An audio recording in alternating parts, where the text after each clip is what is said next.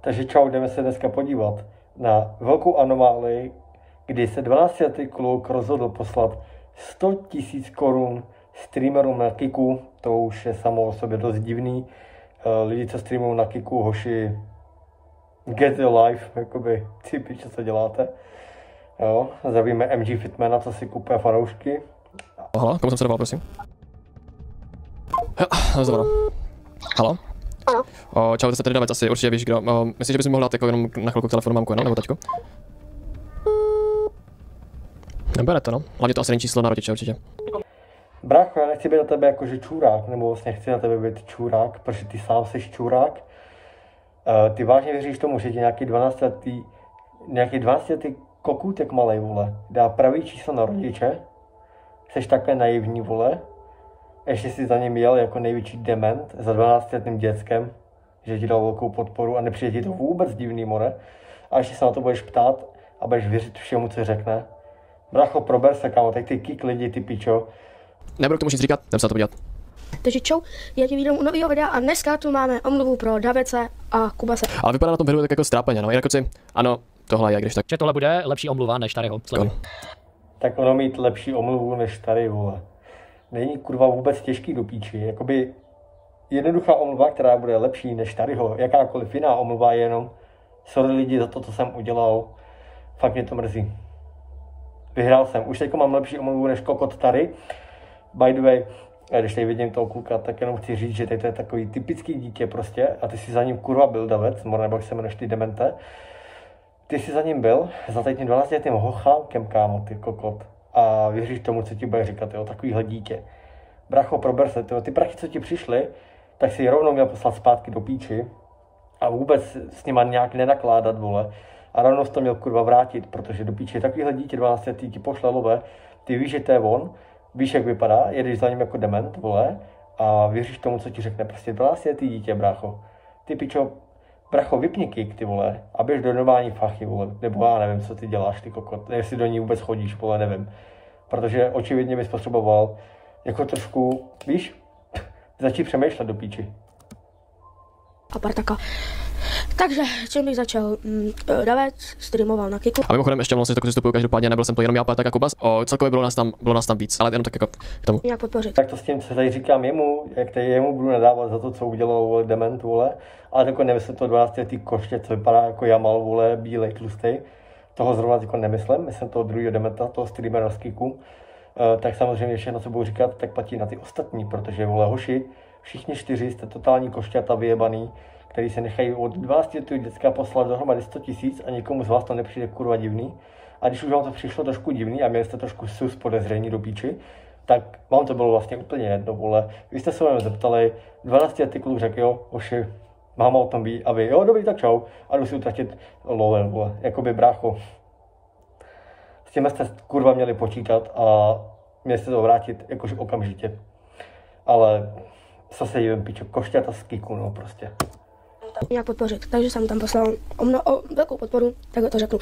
A David se mě ptal, jestli rodiče o tom vědí, o tom rodiče věděli, ale jakoby nevěděli, kolik pošlu, ale věděli, že někomu posílám. To se, jestli tady teďka říká pravdu, tak to si myslím, že je docela důležitý bod. Vy rodiče věděli, že on něco posílá, ale nevěděli kolik. Což je zároveň takový divný. Jak si myslím, že jako je fajn, že někoho chceš podpořit, ale ve 12 letech na jakýkoliv donate je podle mě dost brzo, protože nemáš šanci v takovém věku mít rozvinutou ještě nějakou finanční gramotnost nebo vědět, jestli to za to stojí nebo ne, nebo vůbec mít obraz o tom, koho podporuješ, jo.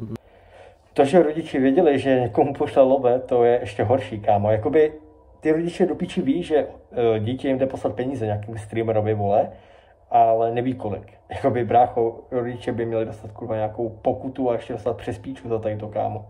Jakoby rodiče vám asi jebe, ne, toho kluka, jako jste normální, vole. Já fakt nechápu, co se kurva děje, ty vole, tady v tom, vole, roce do píči, ale jako hoši, rodiče vůbec nefungují, kámo, to je v píči. Tady týpeček řekne, mámo, jdu poslat love streamerovi. A ona, jo, běž, je jedno kolik, jenom to pošli. A pak mi vrátíš kartu. Bro.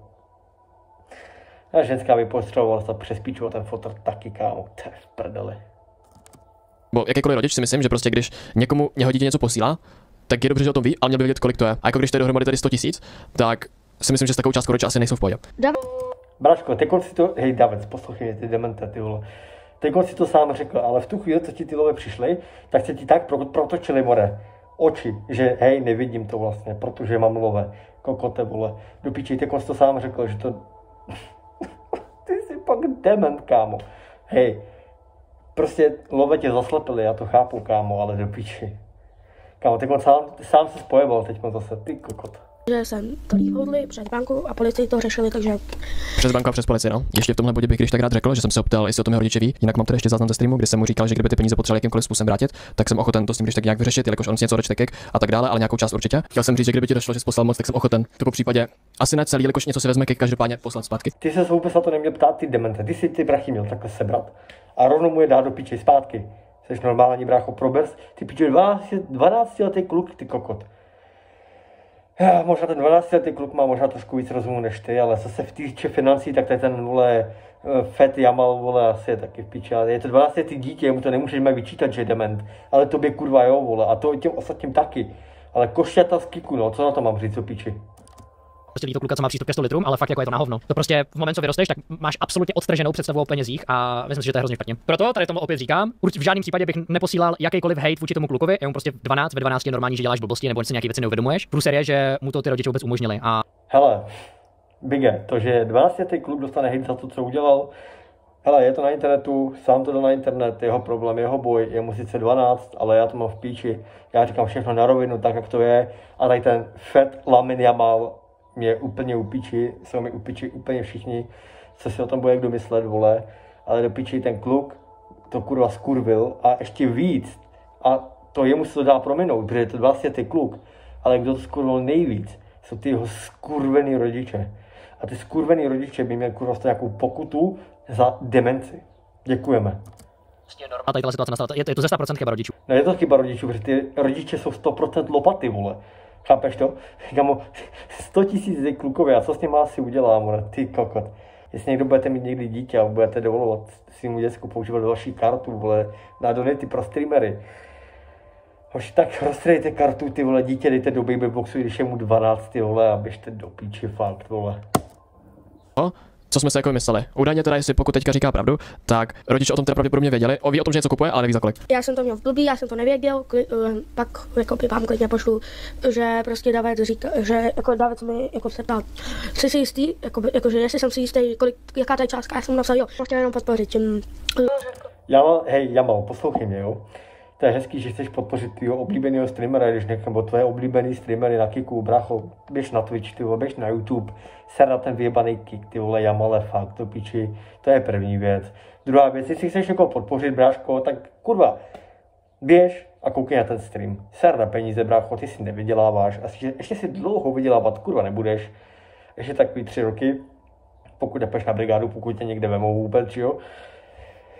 A pak si podporuj klidně penězma, ale teďkon, hochu, ser na to, ty vole, běž si zakopat ven, ty vole, běž si zahrát fotbal, ty vole, ven, do piči, běž si dát na vojáčky a ser na to, do piči, OK?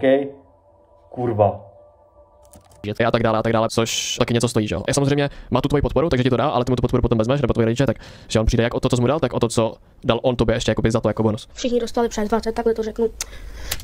500 sabů, kámo. Já jsem ho chtěl podpořit, ale David se prostě, jo, řekl díky a ještě za mnou byl v realitě a... Byl jsem za ním v realitě, protože chtěl se vidět, chtěl z toho mít radost, já jsem říkal, když mu to udělá radost, já za ním za takovou podporu přijedu, ale jak říkám, všichni chápeme, že jsi za ním byl, protože ti poslal tolik peněz. To je sice moc hezký, ale kamo, prostě tam půjde o ten věk. Ty jedeš za 12letým dítětem, který ti poslal přes 20 000, vole, podle jeho slov a podle tvých slov, a ty za ním jedeš. 12letý dítě ti pošle přes 20 000 a ty jedeš za 12letým dětskem docela dost daleko. Seš kurva divnej, brácho, seš kurva divnej. Jakoby, měl jsi mu ty peníze vrátit a poslat do píči. Jako úplně reálně. Sorry, Jamale.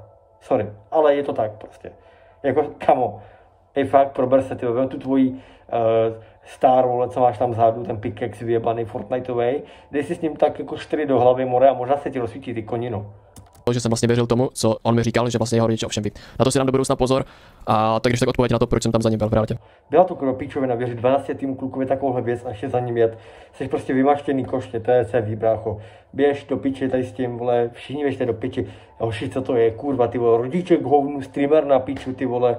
Hoši, nikdo z vás nepoužívá mozek, to fakt, běžte všichni kurva do hajzlu tady s tím.